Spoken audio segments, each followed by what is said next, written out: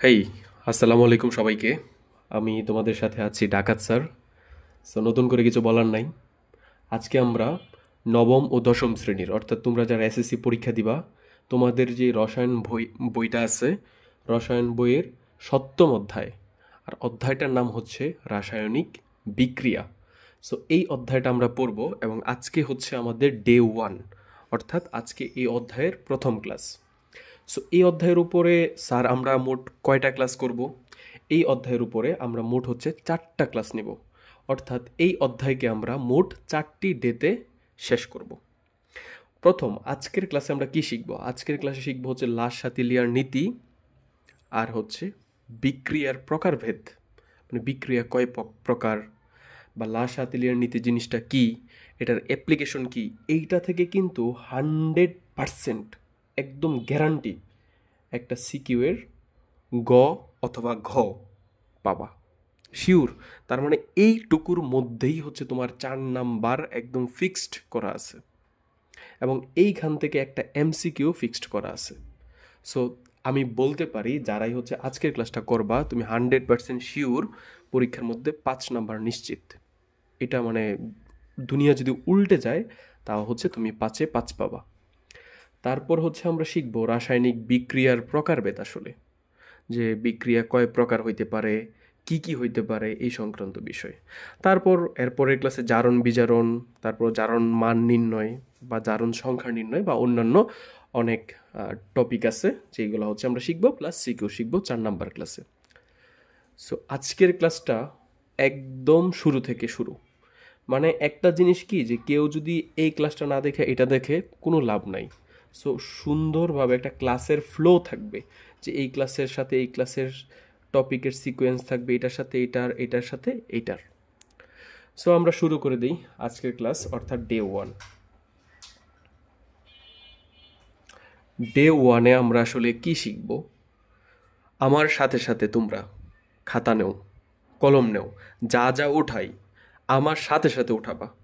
আমি যখন কিছু বলি তখন এটা অটোমেটিক্যালি তোমার কানের মধ্যে সেই সাউন্ডটা যাবে, বাট তুমি যে স্ক্রিনের দিকে তাকাইছো, ঠিক আছে, একদম আমি যা যা বলি তা শুনবা, পাশাপাশি যা যা লিখি, যেই সময় লিখি আমার সাথে সাথে লিখবা, ঠিক আছে? আমাদের মহাবিশ্বকে মহাবিশ্বকে আমাদের যে মহাবিশ্ব আছে, এই মহাবিশ্বকে আমরা 2টা ভাগে ভাগ করতে পারি। কয়টা ভাগে বললাম? 2টা ভাগে। 2টা ভাগে কি কি?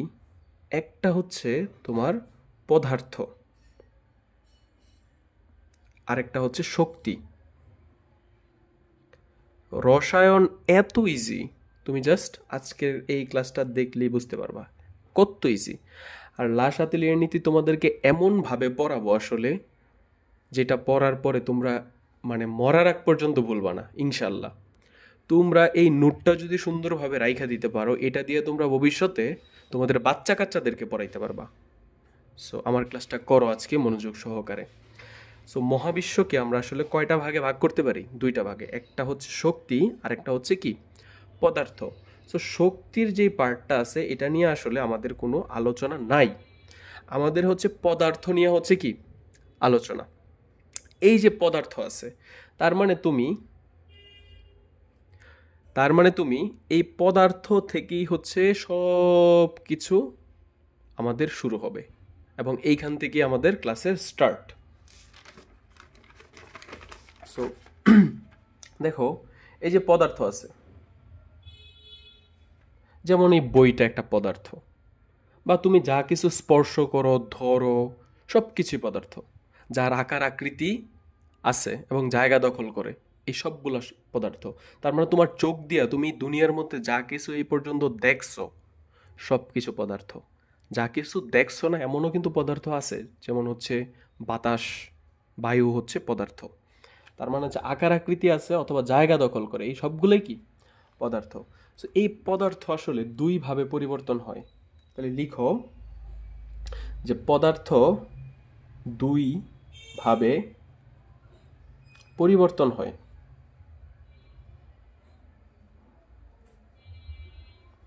তাহলে পদার্থকে আসলে কয়ভাবে পরিবর্তন করা যায়? 2ভাবে। একটা হচ্ছে কি পরিবর্তন? ভৌত পরিবর্তন। ভৌত পরিবর্তন। আরেকটা হচ্ছে রাসায়নিক পরিবর্তন।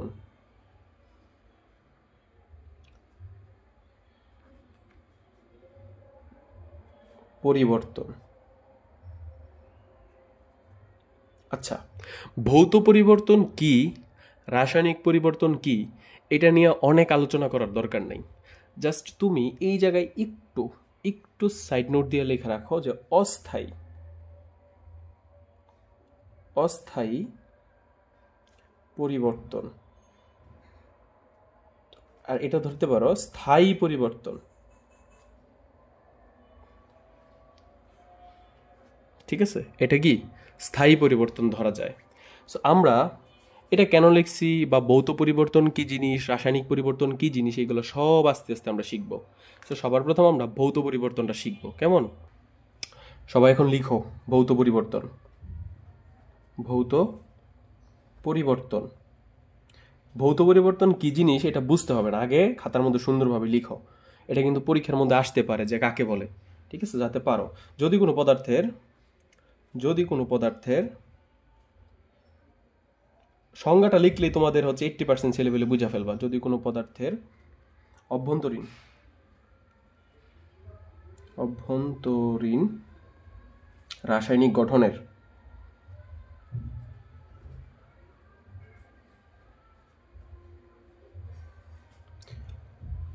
কোনো পরিবর্তন না হয়,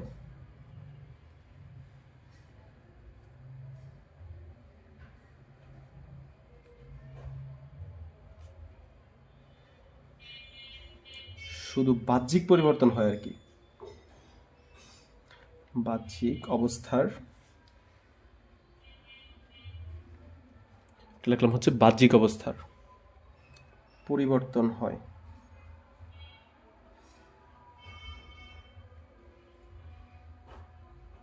তাকে ভৌত পরিবর্তন বলে।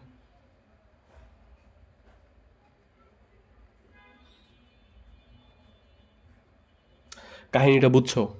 কাহিনীটা যে ধরো যে কোনো একটা পদার্থ আছে, কোনো একটা পদার্থের রাসায়নিক গঠনের কোনো পরিবর্তন না হয়, যদি কোনো পদার্থের অভ্যন্তরীণ রাসায়নিক গঠনের কোনো পরিবর্তন না হয়, অর্থাৎ রাসায়নিক অভ্যন্তরীণ গঠন বলতে বুঝেছি এখানে ধরো একটা রাসায়নিক পদার্থের সংকেত, বুঝতে পারছি যে এই সংকেতের কোনো পরিবর্তন হবে না,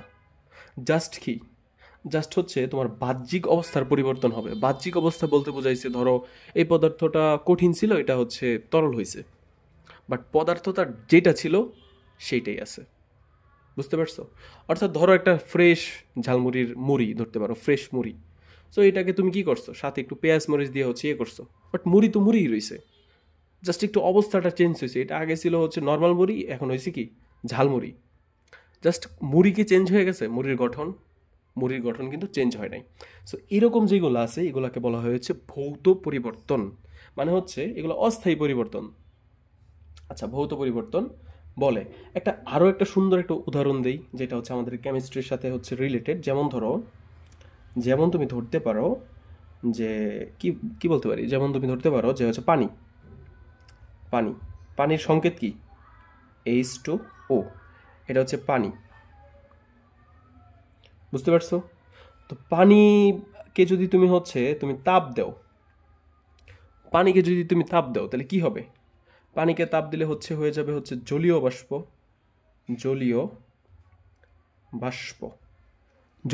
হয়ে যাবে। সো জলীয় বাষ্পের সংকেত কি? জলীয় বাষ্পের সংকেত হচ্ছে কি H2O। সো দেখো H2O কে তাপ দিয়ে তুমি কি H2O, জাস্ট খালি হচ্ছে তোমার অবস্থার পরিবর্তন হয়েছে। আগে দেখতে হচ্ছে লিকুইড ছিল, এখন হয়ে গেছে গ্যাস। অথবা তুমি ধরতে পারো বরফের সংকেত কি H2O, এটার সংকেত H2O। তুমি যদি বরফকে একটু তাপ দাও, এই চিহ্ন দিয়ে বুঝাইলাম যে তাপ দেওয়া, ঠিক আছে, ডেল। তো তাপ দিয়ে কি হবে? বরফে তাপ দিলে হচ্ছে পানি হবে, পানির সংকেত কি H2O। তো দেখো তো যে যদি কোনো পদার্থের অভ্যন্তরীণ রাসায়নিক গঠনের কোনো পরিবর্তন না হয়, অভ্যন্তরীণ রাসায়নিক গঠনের কি পরিবর্তন হয়েছে? এটাও H2 ছিল, এটাও H2 ছিল, বরফও H2 ছিল, পানিও H2 ছিল, শুধুমাত্র বাহ্যিক অবস্থার পরিবর্তন হয়, তাইলে এটাকে কি বলবা তুমি? তাইলে এটাকে বলবা হচ্ছে ভৌত পরিবর্তন। বুঝতে পারছো? তার মানে এটা একটা অস্থায়ী পরিবর্তন। জাস্ট হচ্ছে কি হয় যে হচ্ছে বাহ্যিক যেই এটা পরিবর্তন হয় অবস্থাটা, কিন্তু গঠন পরিবর্তন হয় না। ইন্টারনাল স্ট্রাকচার, ভিতরের যে হচ্ছে গঠন, রাসায়নিক গঠন, এটা পরিবর্তন হয় না, জাস্ট বাহ্যিক পরিবর্তন হয়। আশা করি ভৌত পরিবর্তন নিয়ে আসলে তোমাদের আর সমস্যা হবে না। সংজ্ঞাটা যাতে পরীক্ষায় আসলে পারো সেটা হচ্ছে একটু ভালোভাবে মুখস্থ করে নিও। তারপর এখন আসি হচ্ছে রাসায়নিক পরিবর্তনে। রাসায়নিক পরিবর্তন, রাসায়নিক পরিবর্তন। সো এটা কিন্তু মজা আছে যে কোনো পদার্থের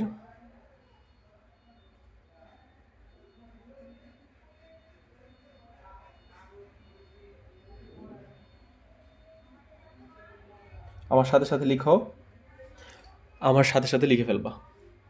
কোন একটি পদার্থের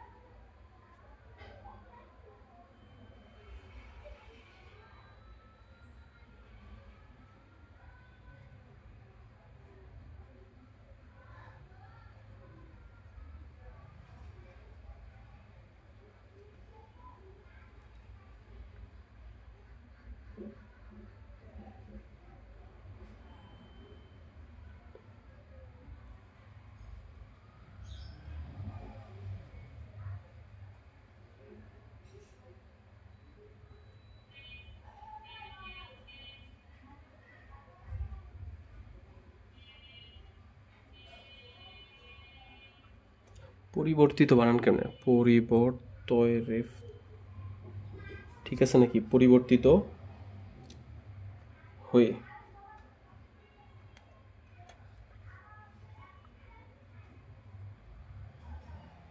সম্পূর্ণ ভিন্ন ধর্মী।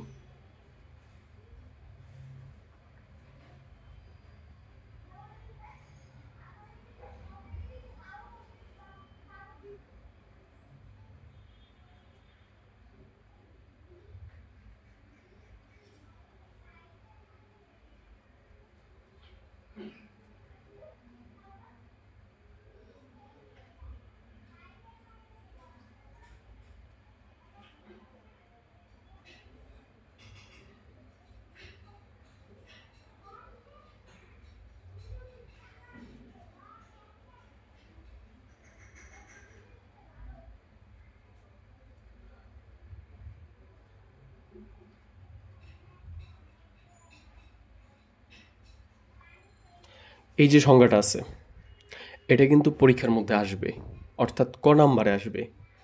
রাসায়নিক পরিবর্তন কি জিনিস?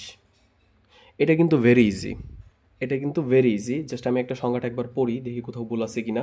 কোনো পদার্থের বাহ্যিক, দুইবার লিখে ফেলছি না, কোনো পদার্থের বাহ্যিক তাপমাত্রা ও চাপের পরিবর্তন করলে কিংবা অন্য পদার্থের সংস্পর্শে আনলে ওই পদার্থটি পরিবর্তিত হয়ে সম্পূর্ণ ভিন্নধর্মী নতুন পদার্থে পরিণত হয়। এ ধরনের পরিবর্তনকে রাসায়নিক পরিবর্তন বলে। সো রাসায়নিক পরিবর্তন কাকে বলে এই সংজ্ঞা থেকেই তোমরা অলরেডি বুঝে গেছো যে হচ্ছে এটা আসলে কি ধরনের পরিবর্তন। রাসায়নিক পরিবর্তন মানে হচ্ছে যে হচ্ছে আগে যেই পদার্থটা ছিল, সোজা কথা শেষ, আগে যেই পদার্থটা ছিল এটা সম্পূর্ণ চেঞ্জ হয়ে যাবে। ধরো হচ্ছে এখানে কলম ছিল, এই কলমটা রাসায়নিক পরিবর্তন করার ফলে ধরো হচ্ছে যে ওটিজি হয়ে গেল, এইটা থেকে ডিরেক্ট হচ্ছে কি এটা হয়ে গেছে, মানে আগের ধর্মের সাথে পরের ধর্মের কোনো মিল নাই, একদম নতুন একটা পদার্থ তৈরি হয়ে গেছে। কলম ডিরেক্ট হচ্ছে ভেনিশ হয়ে গেছে, কলম ছিল কলম হয়ে গেছে ওটিজি। এই ধরনের পরিবর্তনকে বলা হয় হচ্ছে রাসায়নিক পরিবর্তন। অর্থাৎ যে একদম ইন্টারনাল যে স্ট্রাকচার, সংকেত টঙ্কেত যা আছে সব চেঞ্জ হয়ে যাবে। সো এই পরিবর্তন কি হচ্ছে রাসায়নিক পরিবর্তন বলা হয়, ঠিক আছে। আর এই যে বিক্রিয়া, এটাই হচ্ছে কি রাসায়নিক বিক্রিয়া। বুঝাইতে কি পারছি? সো এই অধ্যায়ের নামটা হচ্ছে এইখান থেকে আসছে, যে রাসায়নিক বিক্রিয়া। আচ্ছা, আমরা রাসায়নিক পরিবর্তনটা আর একটু ভালোভাবে যদি তোমাদেরকে একটা এক্সাম্পল দিই, তাহলে হচ্ছে ধরতে পারো যে হচ্ছে পানি, পানি H2O, পানি, পানিকে তুমি হচ্ছে ভাঙছো, পানি হচ্ছে ভেঙে কি হবে, H2 প্লাস হচ্ছে O2। দেখো, ছিল পানি, হয়ে গেছে কি হাইড্রোজেন গ্যাস আর হচ্ছে কি অক্সিজেন গ্যাস। আগেরটার সাথে কি কোনো মিল আছে? কোনো মিল নাই। আচ্ছা, অথবা এইভাবে চিন্তা করতে পারো যে হচ্ছে তুমি যদি চিন্তা করো যে ধরো হচ্ছে কার্বন আর হচ্ছে অক্সিজেন, কার্বন আর হচ্ছে অক্সিজেন দুটা যোগ করছো, হয়ে গেছে কার্বন ডাইঅক্সাইড। বুঝতে পারছো? সো আগে ছিল কার্বন আর হচ্ছে অক্সিজেন গ্যাস, এখন হয়ে গেছে কার্বন ডাইঅক্সাইড গ্যাস। সম্পূর্ণ নতুন একটা গ্যাস উৎপন্ন হয়ে গেছে। সো এই ধরনের, বা তুমি এটাও চিন্তা করতে পারো যে ধরো ক্যালসিয়াম কার্বনেট, ছিল ক্যালসিয়াম কার্বনেট, হয়ে গেছে কি ক্যালসিয়াম অক্সাইড প্লাস হচ্ছে কার্বন ডাইঅক্সাইড। দেখো, আগে যেটা ছিল এটা হচ্ছে রাসায়নিক বিক্রিয়া করে ভেঙে সম্পূর্ণ নতুন দুইটা জিনিস উৎপন্ন হয়েছে, যেটা আগেরটার সাথে কোনো মিল নাই। বুঝতে পারছো? সো এটা কিন্তু একদম সলিড ছিল, একদম শক্ত একটা কঠিন পদার্থ ছিল। এটা থেকে একদম ভেঙে দেখো হচ্ছে কার্বন ডাইঅক্সাইড গ্যাসীয় পদার্থ বের হয়ে গেছে, এটা তো একটা গ্যাস। সো এই ধরনের পরিবর্তনকে বলা হয় হচ্ছে তোমার রাসায়নিক পরিবর্তন। এখন আমি যদি তোমাদেরকে এই ইয়েটা একটু বলি যে ধরো কোনো পদার্থের বাহ্যিক তাপমাত্রা ও চাপের পরিবর্তন করলে, যে কোনো একটা পদার্থ নিলা, ধরো এটা, ঠিক আছে, কোনো একটা পদার্থের বাহ্যিক তাপমাত্রা, মানে এটা নিলা ক্যালসিয়াম কার্বনেট নিলা, ক্যালসিয়াম কার্বনেট নিয়ে এটার মধ্যে হচ্ছে একটা পাত্রের মধ্যে রাইখা এই জিনিসটাকে তুমি তাপ দিতেছো। তার মানে কি করতেছো, এটা একটা বাহ্যিকভাবে মানে বাহির থেকে তুমি তাপ দিতেছো, ঠিক আছে। অথবা তুমি চাপ দিয়েও পরিবর্তন করা যায়, অনেক পদার্থ আছে। তাহলে তাপমাত্রা, বাহ্যিক তাপমাত্রা ও চাপের পরিবর্তন করলে, যদি চাপের পরিবর্তন করো তাহলে হচ্ছে নতুন পদার্থে যদি পরিণত হয়, এই যে দেখো নতুন পদার্থ পরিণত হয়েছে, তাহলে এটাকে কি বলবা, রাসায়নিক পরিবর্তন বলবা। অথবা কি, কিংবা অন্য পদার্থের সংস্পর্শে আনলে, দেখো কার্বন আর অক্সিজেন দুইটাকে একসাথে করলাম, সংস্পর্শে আনলে কার্বন ডাইঅক্সাইড হয়ে গেল। সো এটাকে বলছে যে, অথবা আরেকটা উপায় করা যায়, সেটা কি, অন্য পদার্থের সংস্পর্শে আনলে পরবর্তীতে সম্পূর্ণ ভিন্নধর্মী নতুন পদার্থ তৈরি হয়। এই দেখো সম্পূর্ণ ভিন্নধর্মী নতুন পদার্থ তৈরি হয়েছে। সো এটাকে বলবো হচ্ছে রাসায়নিক পরিবর্তন। সো আশা করি তুমি মানে এইটা কোনোভাবে হচ্ছে ভুলবা না। সো রাসায়নিক পরিবর্তনের সংজ্ঞাটা আরেকটু ইজিলিও হচ্ছে করা যায়, ঠিক আছে, আরেকটু ইজিলিও হচ্ছে দেওয়া যায়। এটা হচ্ছে সবচেয়ে সুন্দর, ঠিক আছে। অথবা তুমি যদি পরীক্ষার হলে কোনোভাবে ভুলে যাও, সেই ক্ষেত্রে এইভাবে দিতে পারো, এটা একদম ইজিভাবে আর কি, ঠিক আছে। বলতে পারো যে পরিবর্তনের ফলে,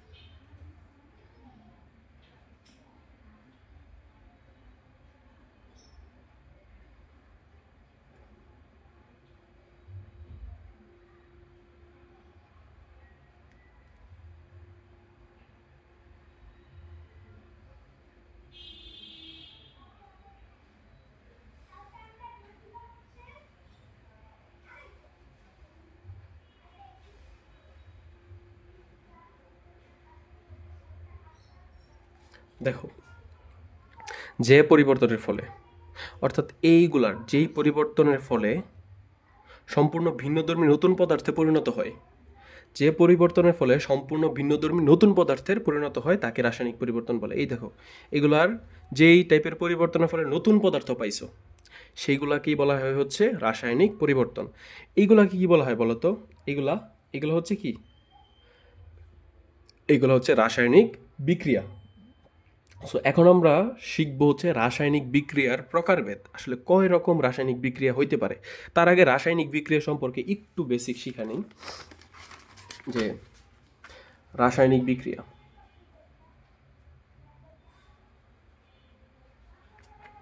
বিক্রিয়া ওই পাশে যা দেখছো এগুলো সবগুলোই রাসায়নিক বিক্রিয়া। যেমন হচ্ছে H2 হাইড্রোজেন আর হচ্ছে O2 মিলা কি হবে H2O, হাইড্রোজেন আর অক্সিজেন মিলে কি হয়, পানি উৎপন্ন হয়। আচ্ছা ফাইন, তো এই যে একটা রাসায়নিক বিক্রিয়া লিখলাম, এই রাসায়নিক বিক্রিয়ার হচ্ছে দুইটা অংশ। দেখো, তীর চিহ্নের বাম পাশে একটা অংশ, তীর চিহ্নের ডান পাশে একটা অংশ, তীর চিহ্নের বাম পাশে একটা অংশ, তীর চিহ্নের ডান পাশে একটা অংশ। সো এই অংশটাকে বলবো হচ্ছে আমরা বিক্রিয়ক, বিক্রিয়ক। আর এই অংশটাকে বলবো হচ্ছে উৎপাদ। অর্থাৎ বিক্রিয়ক বিক্রিয়া করে কি উৎপন্ন হয়, উৎপাদ উৎপন্ন হয়। ঠিক আছে, তো দুইটা অংশ থাকে, একটা হচ্ছে বিক্রিয়ক আর একটা কি থাকে, একটা হচ্ছে উৎপাদ। তোমাদেরকে যে আরেকটা সিম্পল একটা উদাহরণ দিই, ধরো হচ্ছে মামুন, ঠিক আছে, মামুন যোগ হচ্ছে লায়লা, লায়লা। তো এরা হচ্ছে ধরো বিক্রিয়া করে কি উৎপন্ন হইলো, ধরো বিক্রিয়া করে উৎপন্ন হইলো কি দিমো, দাঁড়াও সুন্দর একটা নাম দিই, দেলে ভাই, দেলে ভাই, দেলে ভাই। আর হচ্ছে উৎপন্ন হইল ধরো তোমার যোগ হচ্ছে অপু ভাই, অপু ভাই। বুঝছো কিন্তু। সো এখন বলো তো এখানে বিক্রিয়ককে উৎপাদকে, অবশ্যই এরা হচ্ছে কি বিক্রিয়ক, আর এরা কি, এরা এগুলো হচ্ছে উৎপন্ন হয়েছে, উৎপাদ, উৎপাদ। এটা একটা রাসায়নিক বিক্রিয়া, এখানে কি হয়েছে, রাসায়নিক পরিবর্তন হয়েছে। কেমনে বুঝছো, দেখো মামুন আর লায়লা বিক্রিয়া করে যেটা উৎপন্ন হয়েছে, এটা কি সম্পূর্ণ ভিন্ন ধর্মী নতুন কিছু উৎপন্ন হয়েছে না, আগেরটার সাথে কোনো মিল নাই। তার মানে এটা একটা রাসায়নিক পরিবর্তন, যেটা হয়েছে রাসায়নিক বিক্রিয়ার মাধ্যমে এই পরিবর্তনটা হয়েছে। আচ্ছা, এখন একটা জিনিস কিন্তু তোমাদেরকে বলি, যে বিক্রিয়ক থেকে, ঠিক আছে, বিক্রিয়ক থেকে, সবাই লিখো, বিক্রিয়ক থেকে যদি যদি উৎপাদ উৎপন্ন হয়,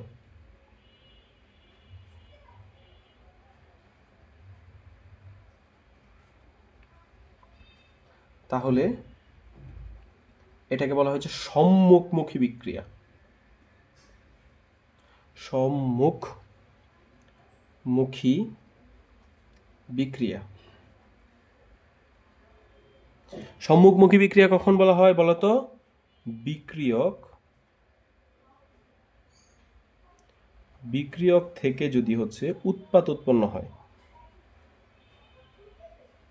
উৎপাদ উৎপন্ন হয়, তখন এটাকে কি বলবে, সম্মুখমুখী বিক্রিয়া। উৎপাদ থেকে যদি বিক্রিয়ক উৎপন্ন হয়, জিনিসটা যদি উল্টা ঘটে তাহলে কি বলবে তাকে, পশ্চাৎমুখী বিক্রিয়া। সো এটা একটু লিখে দিই, এটা হচ্ছে সম্মুখমুখী বিক্রিয়া। যদি হচ্ছে উৎপাদ থেকে, উৎপাদ থেকে বিক্রিয়ক উৎপন্ন হয়, সবাই লিখো,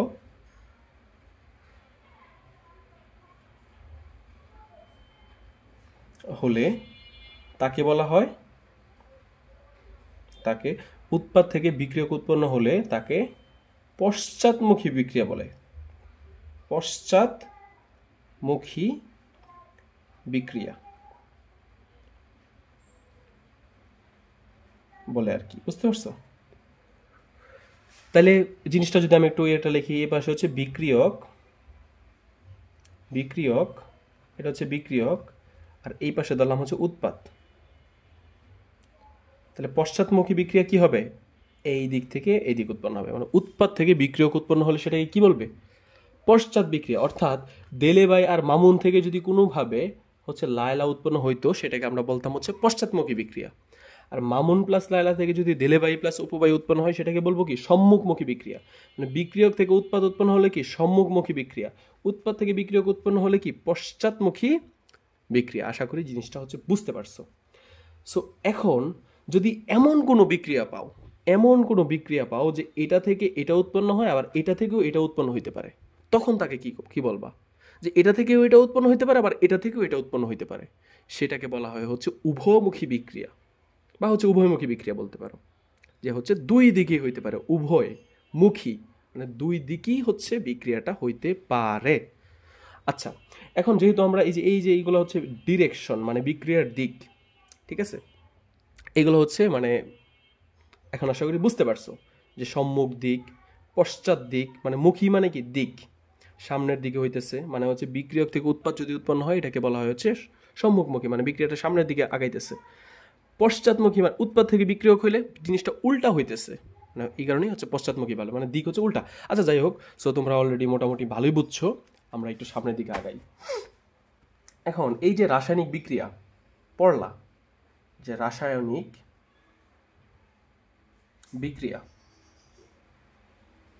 সো এই রাসায়নিক বিক্রিয়া অ্যাকচুয়ালি অনেক প্রকার হয়, বুঝতে পারছো? অনেক কিছুর উপর ডিপেন্ড করে অনেক ভাগে ভাগ করা যায়। সো আমরা জাস্ট হচ্ছে মেজর কয়েকটা ভাগ শিখি, সেটা হচ্ছে দিক অনুসারে ভাগ করা যায়। দিক রাসায়নিক বিক্রিয়া,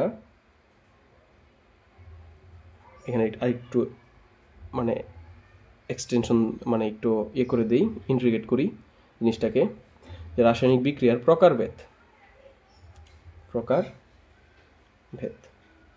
সো রাসায়নিক বিক্রিয়ার প্রকারভেদ যদি আমরা শিখতে চাই, তাহলে হচ্ছে আমাকে বুঝতে হবে যে কি কি বিষয়ের উপর আসলে ডিপেন্ড করে রাসায়নিক বিক্রিয়াকে আসলে ভাগ করা যায়। তো রাসায়নিক বিক্রিয়াকে দিক অনুসারে ভাগ করা যায়, দিক অনুসারে। 2 নাম্বার, সব বিষয় বুঝবা, আগে যা যা উঠাই তা উঠাও তুমি, মানে আমি যা যা লিখি তা উঠাও দিক অনুসারে।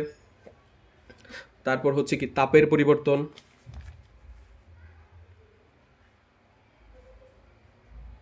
তাপের পরিবর্তন,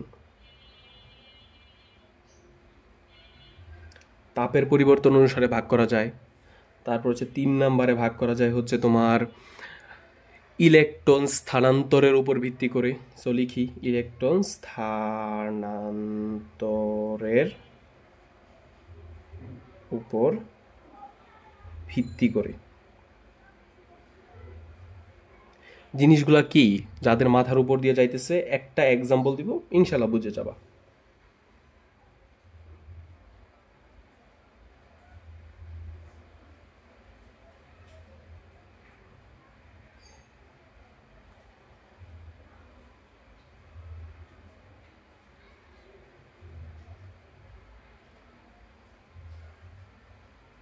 আচ্ছা, তো মোটামুটি বলতে পারো যে হচ্ছে রাসায়নিক বিক্রিয়াকে আসলে কয় ভাগে ভাগ করা যায়, সেইটার উপর মানে সেইটা কয় ভাগে ভাগ করা যায় সেটা ডিপেন্ড করে তুমি কিসের উপর ভিত্তি করে ভাগ করবা।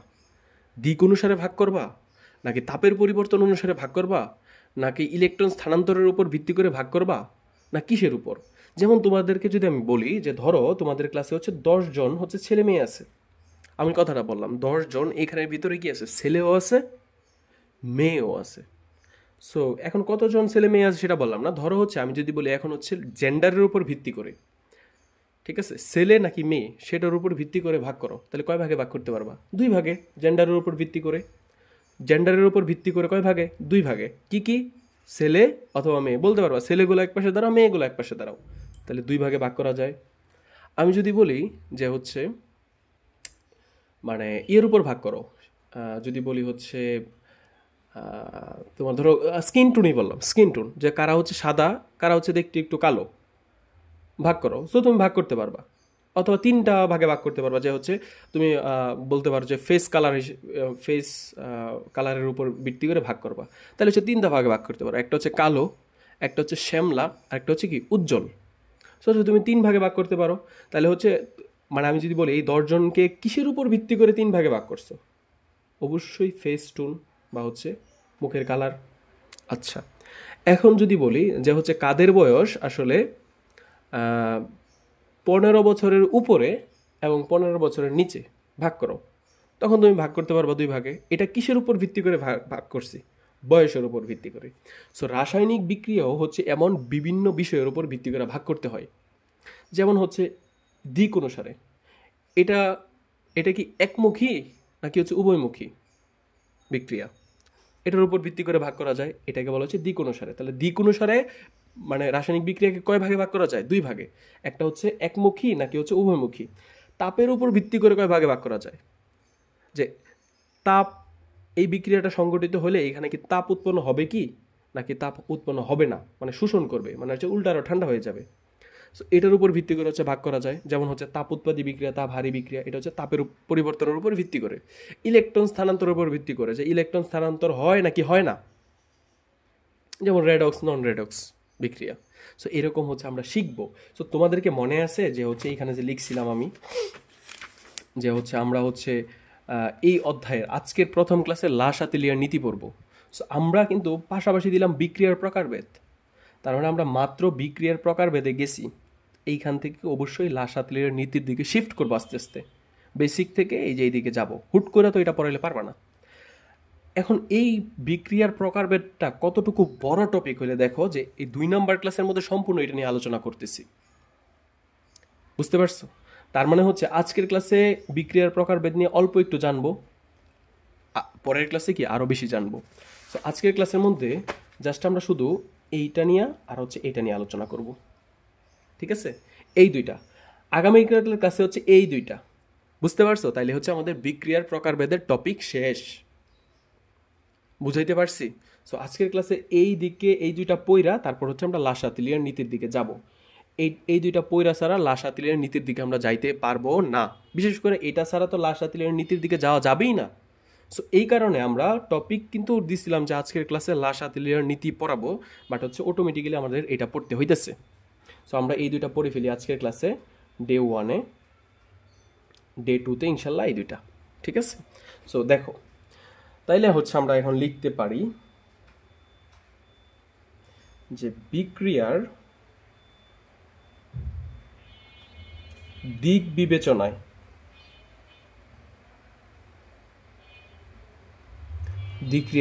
বিক্রিয়ার দিক বিবেচনায়, তাহলে বিক্রিয়ার দিক বিবেচনা যদি করো তাহলে রাসায়নিক বিক্রিয়া কয় প্রকার বলো তো? 2 প্রকার। রাসায়নিক বিক্রিয়া হচ্ছে 2 প্রকার। কিসের উপর ভিত্তি করে আমরা করতেছি 2 প্রকার? দিক বিবেচনায়। এক নম্বর হচ্ছে কি, তাপ উৎপাদী সরি কি বলতেছি না বলতেছি একমুখী বিক্রিয়া, একমুখী বিক্রিয়া। আরেকটা কি, 2 নাম্বার হচ্ছে উভয়মুখী বিক্রিয়া।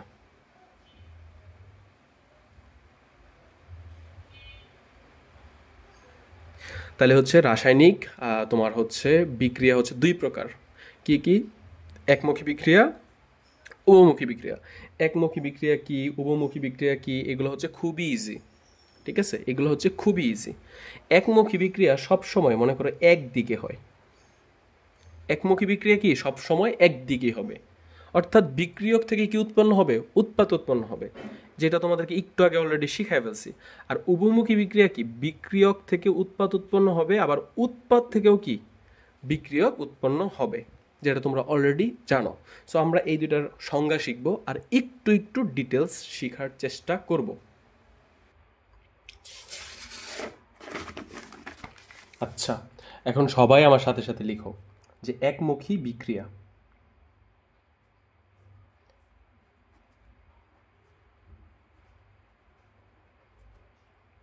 একমুখী বিক্রিয়া, সবাই আমার সাথে সাথে লিখো।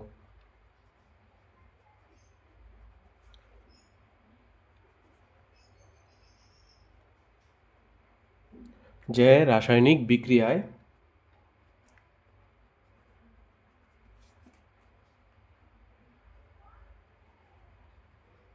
বিক্রিয়ক সমূহ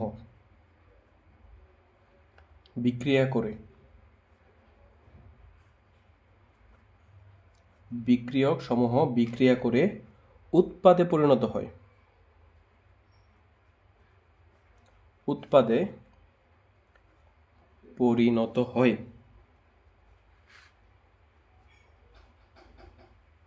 কিন্তু উৎপাদ থেকে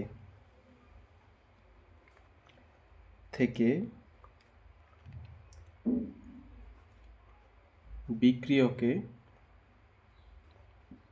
পরিণত হতে পারে না,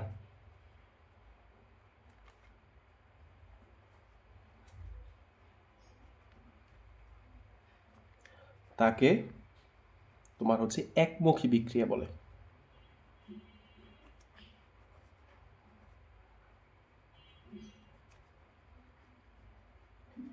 যেমন একটু যদি মানে আমি যদি একদম মানে অ্যানাটমিক দেখাই বিষয়টা, বিক্রিয়ক বিক্রিয়ক থেকে কি উৎপন্ন হবে? উৎপাদ। উৎপাদ। ব্যাপারটা বুঝছো? জিনিসটা যদি একটু বলি যে যে রাসায়নিক বিক্রিয়ায় বিক্রিয়ক সমূহ বিক্রিয়া করে উৎপাদে পরিণত হয় কিন্তু উৎপাদ থেকে বিক্রিয়কে পরিণত হতে পারে না, তাকে হচ্ছে একমুখী বিক্রিয়া বলে। জিনিসটা হচ্ছে এইভাবে না বললে, তোমাদেরকে যদি একদম তোমাদের ভাষায় বলি, আমরা যে ভাষায় কথা বলি সেই ভাষায় বলি যে ধরো বিক্রিয়ক থেকে উৎপাদ উৎপন্ন হবে, এটা তো স্বাভাবিক, তাই না? কিন্তু এটা থেকে আর এটা হইতে পারবে না, উল্টা জিনিসটা হইতে পারবে না। একটু আগে যে শিখাইছি যে বিক্রিয়ক থেকে এটা হইতে পারবে, যে যে এটা হয়, তার মানে সব সময় বিক্রিয়ক থেকে উৎপাদ উৎপন্ন হবে, উল্টাটা হবে না। তো এরকম যদি থাকে সেটাকে বলবো হচ্ছে আমরা একমুখী। আর যদি উল্টা এরকম হইতে পারতো, ধরো হচ্ছে কাঠ পেন্সিল দিয়ে বুঝে না হচ্ছে হইতে পারতো, যদি এমন হইতে পারতো তাহলে তো উভয়মুখী হয়ে যেত, এটা থেকে ওইটা হইতে পারে, এটা থেকে ওইটা হইতে পারে, তখন তো উভয়মুখী হয়ে যেতে পারতো। তো হইতে পারে না বলেই কি একমুখী। সো এখন আশা করি বুঝতে পারবা যে রাসায়নিক বিক্রিয়ায় বিক্রিয়ক সমূহ, এই যে এইগুলো হচ্ছে বিক্রিয়া করে উৎপাদে পরিণত হয়, মানে এটা থেকে এটা হয় কিন্তু উৎপাদ থেকে বিক্রিয়াকে পরিণত হয় না, মানে এটা থেকে এটা হয় না, তাকে হচ্ছে একমুখী বিক্রিয়া বলে। ফাইন। এখন আসি একটা এক্সাম্পল দিই। হ্যাঁ, যেমন ধরো খোলা পাত্রে খোলা পাত্রে খোলা পাত্রে খোকার খোলা গেলা, খোলা পাত্রে তুমি কি করতে পারো? খোলা পাত্রে তুমি ক্যালসিয়াম কার্বনেটকে তুমি হচ্ছে তাপ দাও, ঠিক আছে? একটা পাত্রের মধ্যে রাখবা, সেই পাত্রটা কেমন থাকবে? খোলা পাত্র, অর্থাৎ হচ্ছে খোলা পাত্রের মধ্যে রেখে যদি তাপ দাও, সেটা ভেঙে ক্যালসিয়াম অক্সাইড প্লাস হচ্ছে কার্বন ডাইঅক্সাইড উৎপন্ন হবে। জিনিসটা বুঝো, ক্যালসিয়াম অক্সাইড আর কি উৎপন্ন হবে? কার্বন ডাইঅক্সাইড উৎপন্ন হবে। আচ্ছা, ঠিক আছে, কিন্তু এখন যেহেতু খোলা পাত্রের মধ্যে করছো, এই কার্বন ডাইঅক্সাইড গ্যাসটা কি থাকবে নাকি উইরা উইরা চলে যাবে বলো তো?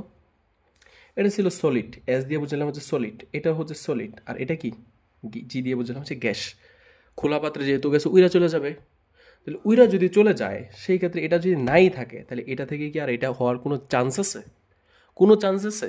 কোনো চান্স নাই। বুঝতে পারছো?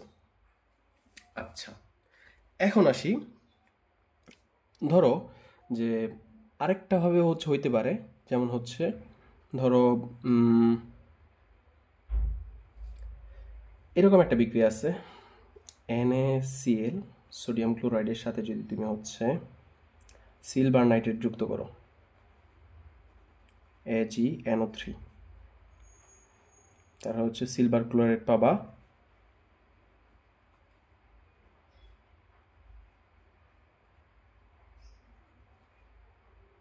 আচ্ছা, সো এই বিক্রিয়াটাও কিন্তু একটা একমুখী বিক্রিয়া।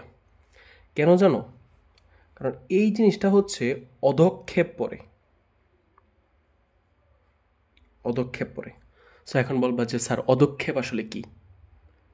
এটা হচ্ছে একমুখী, এটা হচ্ছে মানে ধরতে পারো এটাও একটা একমুখী বিক্রিয়া। 1 নাম্বার উদাহরণ, 2 নাম্বার।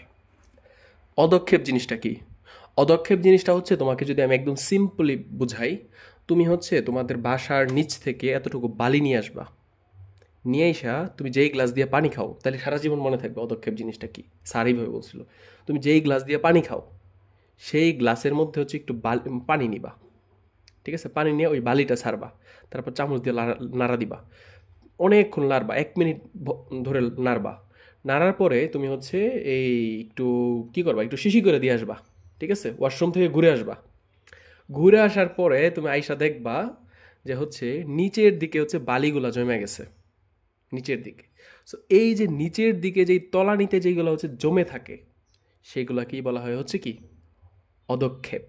সো নিচের দিকে যদি হচ্ছে জমে যায়, তলানি পড়ে যায়, সেইখানে তো মনে করে এগুলো নিচেই পড়ে থাকে, তখন আর বিক্রিয়া করে উল্টা দিকে আসতে পারে না। তার মানে হচ্ছে অধক্ষেপ যেগুলোতে পড়ে, যেই ধরনের বিক্রিয়াতে, সেইগুলো হচ্ছে একমুখী বিক্রিয়া হয়। বুঝে থেকে পারছি? অধক্ষেপ যেগুলোতে পড়ে সেইগুলো হচ্ছে একমুখী বিক্রিয়া হয়। আচ্ছা, কারণ পরীক্ষার মধ্যে যদি আসে যে মানে একমুখী বিক্রিয়া কখন একমুখী বিক্রিয়া হয়, ঠিক আছে, কখন একমুখী বিক্রিয়া হয়? 1 নম্বরে খোলা পাত্রে বিক্রিয়া করলে। খোলা পাত্রে বিক্রিয়া করলে কি একমুখী বিক্রিয়া হয়। 2 নম্বর, ধরো যে মামুন প্লাস লায়লা দিয়ে বুঝেছিলাম না, যে মামুন প্লাস লায়লা যোগ হয়ে দেলেবাই প্লাস অপুবাই হয়, ঠিক আছে? আবার এটা থেকেও এটা হইতে পারে, বুঝো, এটা থেকে এটা হয়, কিন্তু এটা থেকেও কি এটা হইতে পারে। কিন্তু তুমি এইখান থেকে অপুবাইরে তুমি নিয়ে নিছো, উঠায় নিয়ে নিছো অপুবাইরে। এখন কি বলতো, যে অপুবাই যদি না থাকে, এখন কি এটা থেকে এটা হওয়ার পসিবল? এটা কিন্তু আর পসিবল না। মামুন প্লাস লায়লা মিল্লা হচ্ছে দেলেবাই প্লাস অপুবাই হইতে পারে, আবার অপুবাই প্লাস দেলেবাই মিল্লা হচ্ছে মামুন প্লাস লায়লা হইতে পারে। তুমি এখান থেকে যদি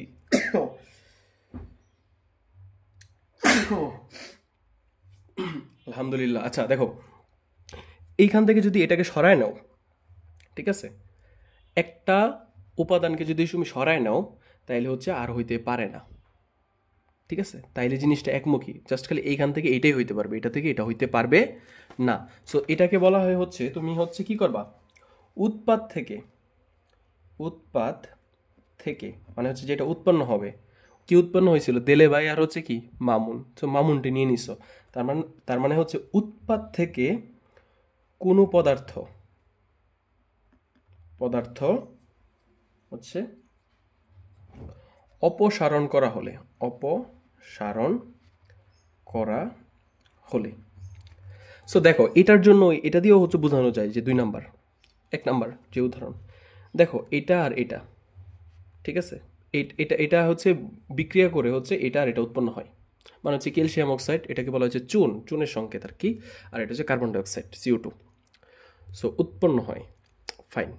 এখন খোলা পাত্রে যখন তুমি করো, এটা কি অটোমেটিক্যালি সরে যায় না? মানে উৎপাদ থেকে একটা জিনিস হচ্ছে কি চলে যাইতেছে, উদাও হয়ে যাইতেছে। সো এই কারণেই কি হইতে পারে না। সো এটা মানে যেমন খোলা পাত্রের জন্য এই উদাহরণটা, উৎপাদ থেকে কোনো পদার্থ অপসারণ করার জন্য কি সেম উদাহরণ দিতে পারো। বুঝতে পারছো? যে হচ্ছে যে এটা, এই দুটো উৎপাদ, উৎপাদ থেকে একটা অপসারণ হয়েছে, ধরো গ্যাস যেহেতু খোলা পাত্রে করছো, একটা অপসারণ করে দিছো, কার্বন ডাইঅক্সাইড অপসারণ করে দিছো, সো উল্টার হইতে পারবে না। বুঝতে পারছো?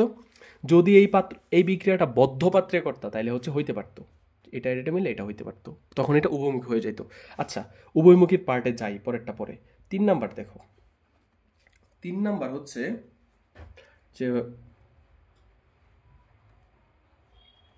অধক্ষেপ পড়লে, হ্যাঁ, অধক্ষেপ পড়লে। সো কোনো বিক্রিয়া যদি অধক্ষেপ পড়ে, যেমন এটাতে অধক্ষেপ পড়ছে, সেটা হচ্ছে কি একমুখী বিক্রিয়া হয়। সো এই হচ্ছে কথা। সো এই 3টা হচ্ছে মুখস্থ রাখবা, মনে রাখবা। এখন আসি হচ্ছে আমাদের উভমুখী বিক্রিয়ায়। উভমুখী,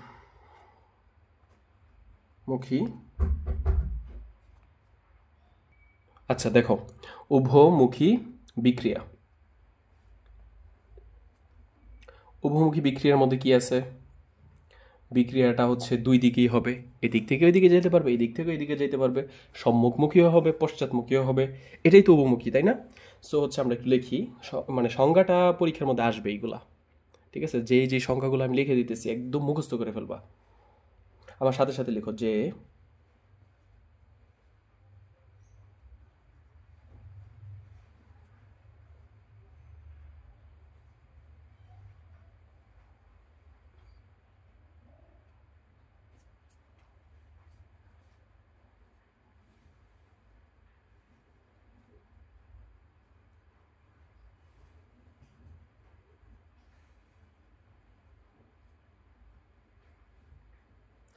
রাসায়নিক বিক্রিয়ায় বিক্রিয়ক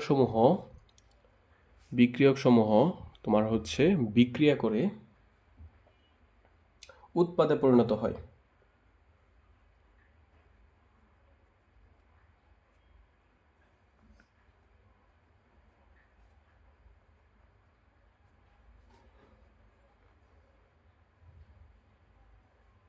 উৎপাদে পরিণত হয়।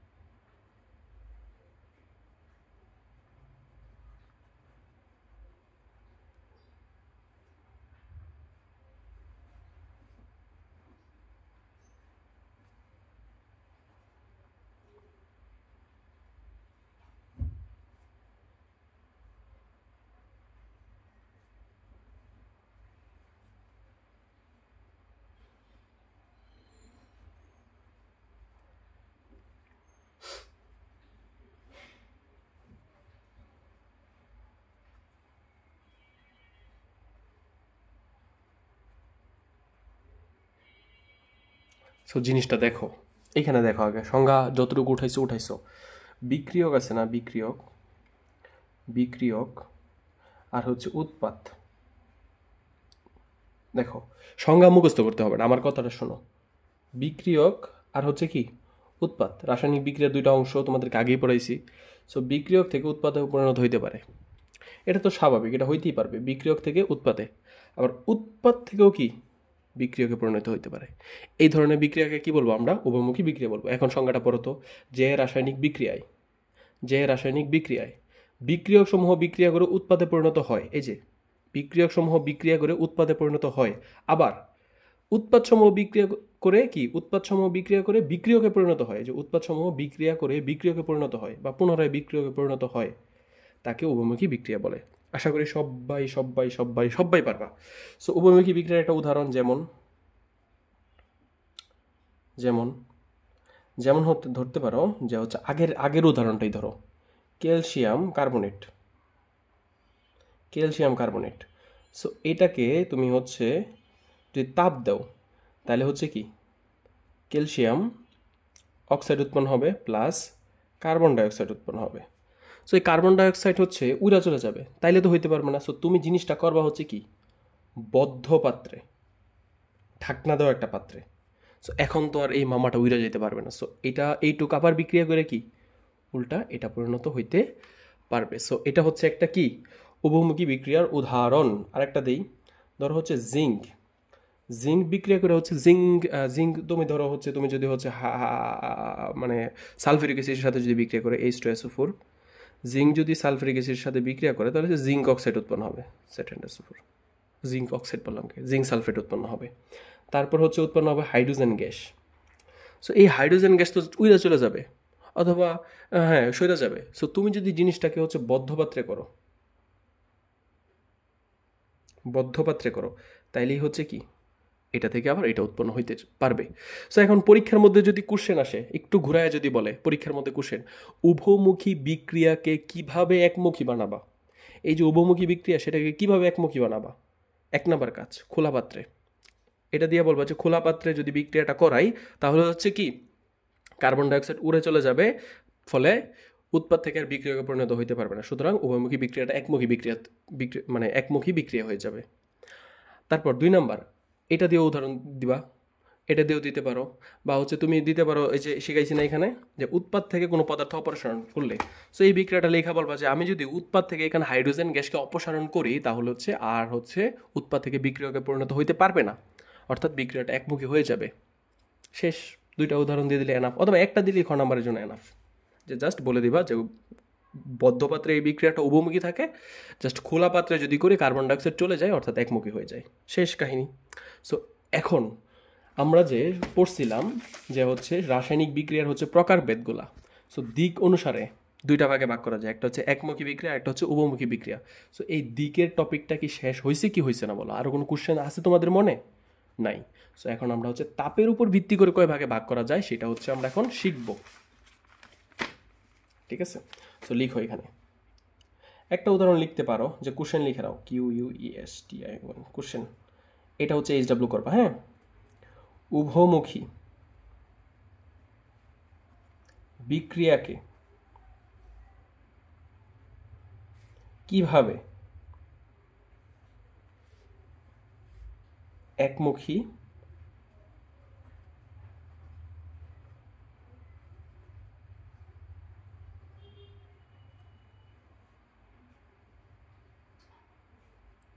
করা যায়, ঠিক আছে। উভমুখী বিক্রিয়াকে কিভাবে একমুখী বিক্রিয়াতে পরিণত করা যাবে বা একমুখী বিক্রিয়া করা যায়। সো এটা হচ্ছে যাতে তোমরা হচ্ছে সুন্দরভাবে করবা, ঠিক আছে। এখন আসি হচ্ছে তাপের উপর ভিত্তি করে। লিখো, সবাই আমার সাথে সাথে লিখো।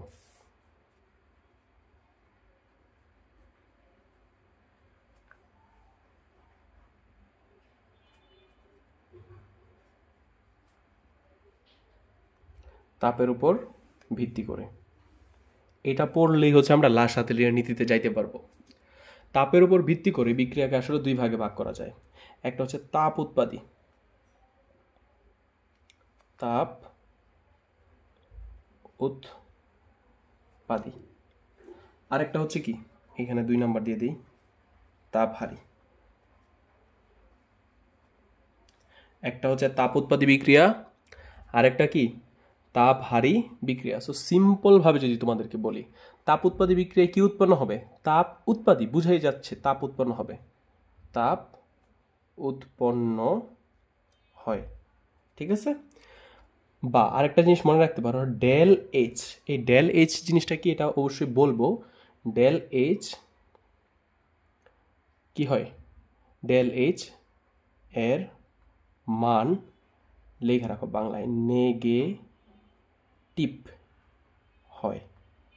মানে হচ্ছে ধরো -180, -92, ডেল এইচ এর মানটা এমন আসবে। তাপ হারি বিক্রিয়ায় কি হবে বলো তো? তাপ গ্রহণ করবে। এটা যেমন তাপ উৎপন্ন হয়, এটা কি করবে? তাপ গ্রহণ করবে। সো গ্রহণ না লিখে আমরা একটু শোষণ লিখলে সুন্দর হয়। তাপ শোষণ করে। তাপ হারি বিক্রিয়া কি করে? তাপ শোষণ করে। আর এটা ডেল এইচ এর মানটা কি হবে?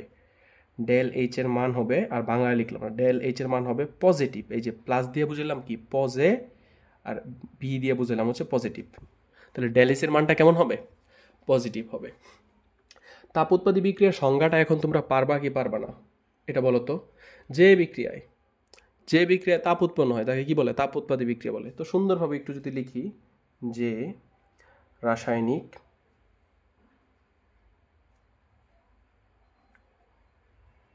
বিক্রিয়ায় তাপ উৎপন্ন হয়, তাপ উৎপন্ন হয়, তাকে কি বলা হবে?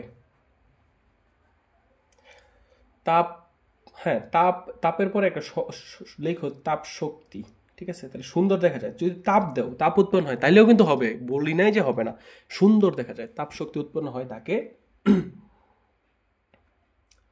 তাকে তাপ উৎপাদী বিক্রিয়া বলে।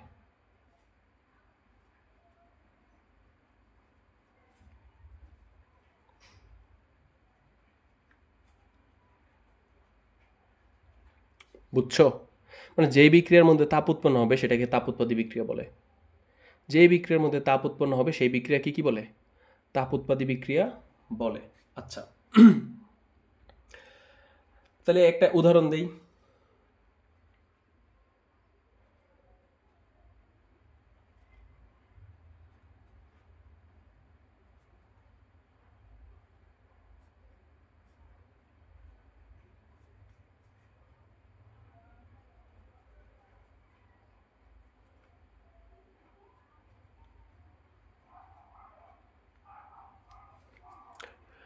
এরকম হইতে পারে, আর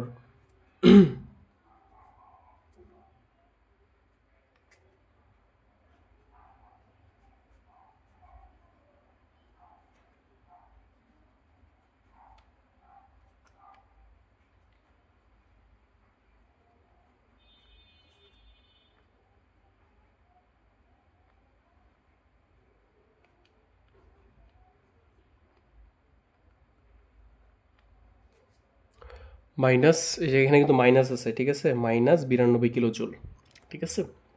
আচ্ছা, জিনিসটা একটু বুঝাই দিই। যে বিক্রিয়া, ধরো হচ্ছে তুমি একটা এক্সাম্পল কি হয় কি না আসলে, হ্যাঁ, তুমি তোমাদের বাসায় বাজার থেকে কখনো যদি চুন আছে না, চুন, ওটা কিনে নিয়ে আইসো, চুন কিনে নিয়ে আইসা তারপর ওটার মধ্যে একটু পানি দিও, ঠিক আছে। তারপর হচ্ছে পানি দেওয়ার পরে তারপর হচ্ছে একটু ইয়ে করবা, ওই গ্লাসের মধ্যে হাত দিবা, দেখবে ওটা একটু গরম গরম লাগে, বুঝতে পারছো? সো একটু গরম গরম লাগে। সো এই যে তাপ উৎপন্ন হয়েছে, সো এটা একটা কি তাপ উৎপাদী বিক্রিয়া, বুঝাইতে পারছি? সো তাপ উৎপাদী বিক্রিয়া আসলে দুইভাবে হচ্ছে জিনিসটা হয়। একটা হচ্ছে তাপ উৎপন্ন হয়, তাপ শক্তি উৎপন্ন হয়। তো তাপ শক্তি উৎপন্ন হয়, এই যে দেখো, এইটুক বাদ দাও, একটা এক্সাম্পল দিলাম। তো এই যে দেখো, তাপ শক্তি উৎপন্ন হয়েছে, এই যে উৎপাদের সাথে এই যে এইটুক যোগ, এটা হচ্ছে বিক্রিয়ক, আর এইটুক কি উৎপাদ, উৎপাদের সাথে কি তাপ শক্তি যোগ করা হয়েছে, সো এই যে তাপ উৎপন্ন হয়েছে। অথবা আরেকটা ভাবে ডেল এস এর মান নেগেটিভ, অথবা এই যে এইভাবে হচ্ছে, এটাকে কি বলে, সেমিকোলন বা কিছু একটা বলে হয়তো, এটা দিয়া তারপর হচ্ছে ডেল এইচ এর মান কি, এই যে দেখাই দিচ্ছে ডেল এইচ এর যে মানটা নেগেটিভ। সো দুইভাবেই, উৎপাদের সাথে যদি কোনো কিছু যোগ থাকে তাহলে বুঝবো এটা তাপ উৎপাদী বিক্রিয়া, অথবা ডেল এইচ দিয়ে যদি দেয় নেগেটিভ তাহলে হচ্ছে কি তাপ উৎপাদী বিক্রিয়া। সো দুইভাবেই হচ্ছে প্রকাশ করা যায়। তাপ হারি বিক্রিয়া কাকে বলে? সো তাপ কি করে, শোষণ করে। সো এই সংখ্যাটা পারলে তো এটাও পারবা। সো সবাই আমার আগে লিখে ফেলো তো, যে রাসায়নিক বিক্রিয়ায়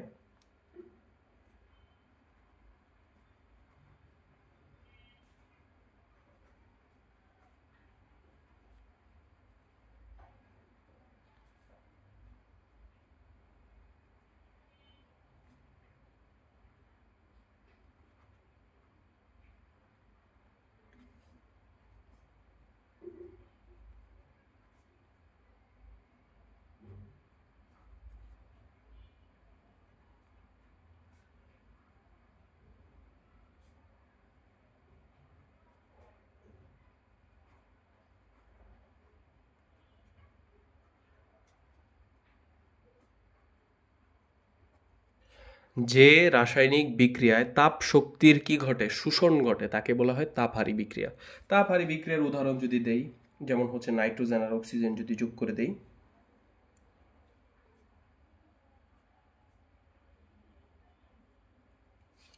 ঠিক আছে, ডেলিসের মানটা কেমন হবে বলো তো? যাই হোক, এটা তোমাদের যাই হোক কেমন হবে, পজিটিভ হবে, এই যে পজিটিভ। So 180 kilojoule. সো যেই ডেলাইসের মানগুলো লেখা দিছি, সো এইগুলো একটু মনে রাখো, হ্যাঁ, মুখস্থ করে ফেলো। সব মুখস্থ করতে হবে না, এই দুইটা বিক্রিয়ার জন্য অন্তত মুখস্থ করে ফেলো। সব মুখস্থ করতে হবে না, এই দুইটা বিক্রিয়ার জন্য অন্তত মুখস্থ করে ফেলো।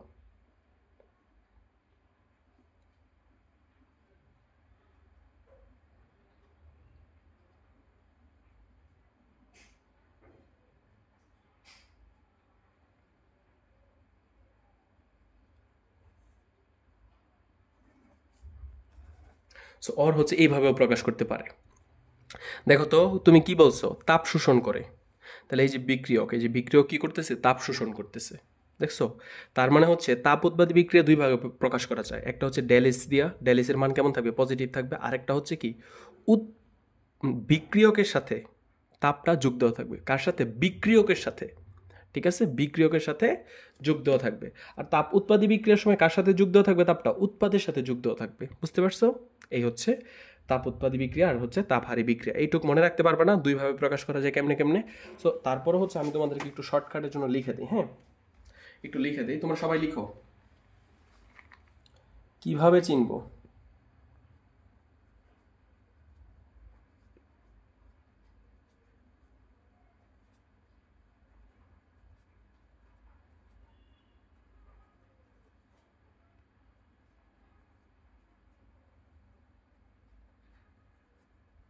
কিভাবে চিনবো তাপ উৎপাদী নাকি তাপহারী, এটা তুমি কিভাবে চিনবা?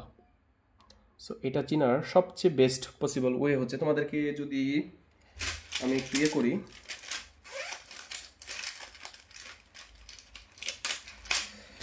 একটা ঘর করে দেই।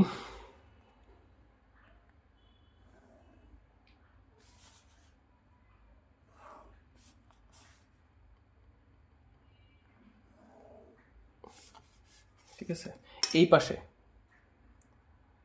তাপ আর এই পাশে হচ্ছে তাপহারী। এই পাশে হচ্ছে তাপ উৎপাদী, এই পাশে কি তাপহারী।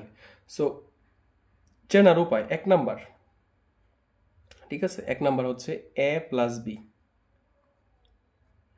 বিক্রিয়া করে ধরো হচ্ছে সি প্লাস ডি উৎপন্ন হইল, বুঝছো? এ প্লাস বি বিক্রিয়া করে কি সি প্লাস ডি উৎপন্ন হইল,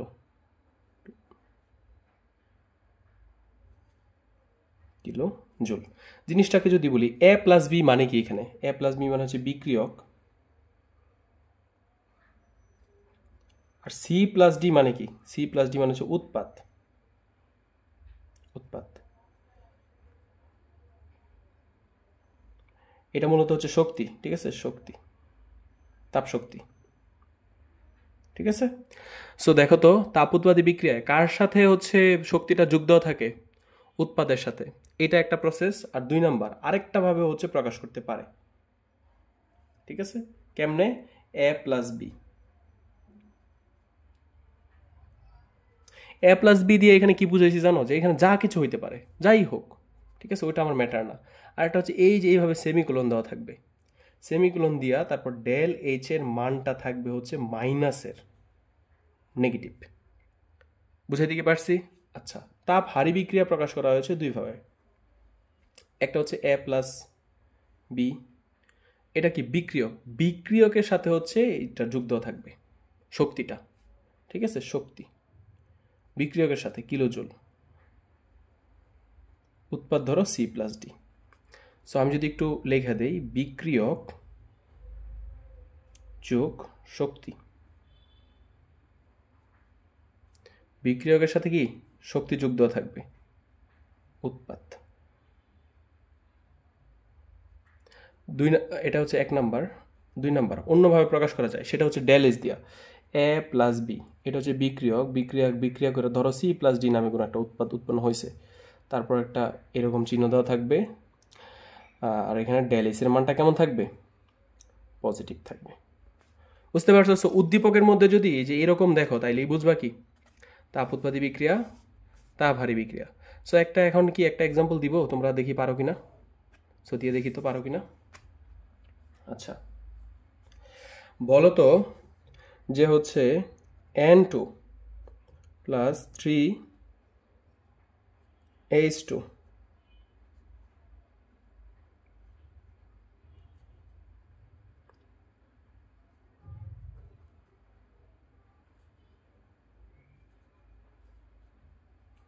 এটা ধরো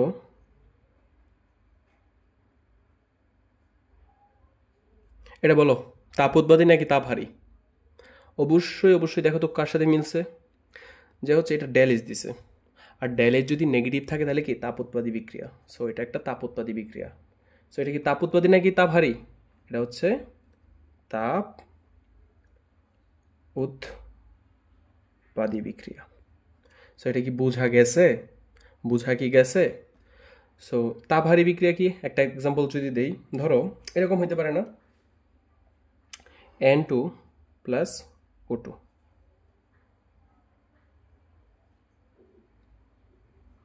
সমতা করে দিলাম, ডেল এইচ এর মান হচ্ছে যে যদি আমি তাপ হারি বিক্রিয়া দিই তাহলে ডেল এইচ এর মান 100% কি হবে, পজিটিভ হবে।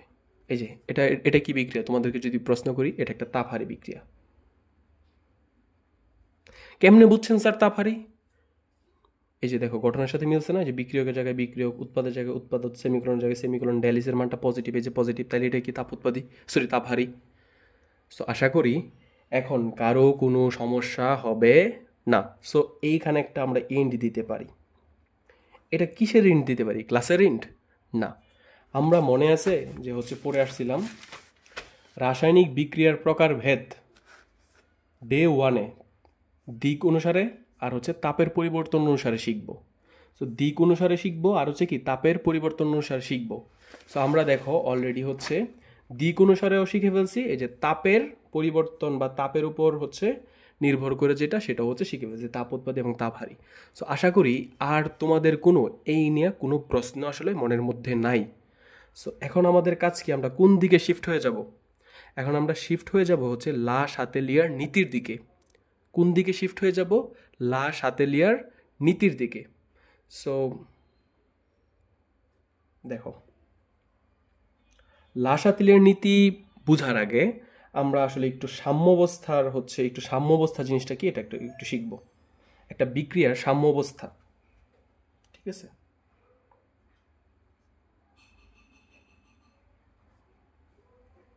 সাম্যাবস্থা কি? সো সাম্যাবস্থা কি? সাম্যাবস্থা এটা কার সাম্যাবস্থা? যেহেতু অবশ্যই আমরা রাসায়নিক বিক্রিয়া নিয়ে পড়তেছি এই অধ্যায়টা, তাহলে রাসায়নিক বিক্রিয়ার সাম্যাবস্থা বলতে কি বোঝায়? তোমরা এমনিতে বলো তো যে সাম্য অবস্থা বলতে কি বুঝো তোমরা? একটা ব্যালেন্স টাইপের কিছু একটা, তাই না? এই পাশে যতটুকু আছে এই পাশে কি ঠিক এতটুকু আছে, তাই না? এটা তোমাদের ফার্স্ট মাথার মধ্যে হচ্ছে এই কনসেপ্টটা আসবে। বাট কেমিস্ট্রিতে বিষয়টা হ্যাঁ অনেকটাই এরকম, মানে হচ্ছে 95% ক্ষেত্রেই মানে এরকমই। বাট একবারে যে সমান হয়ই লাগবে, না হইলে যে হবে না, বিষয়টা এমন না। আমি তোমাদেরকে হচ্ছে বিষয়টা একটু সুন্দরভাবে হচ্ছে বুঝাচ্ছি। তার আগে সাম্য অবস্থা কি আমি যা যা লিখি সেটা আমার সাথে একটু লিখো। আচ্ছা, লিখো। যদি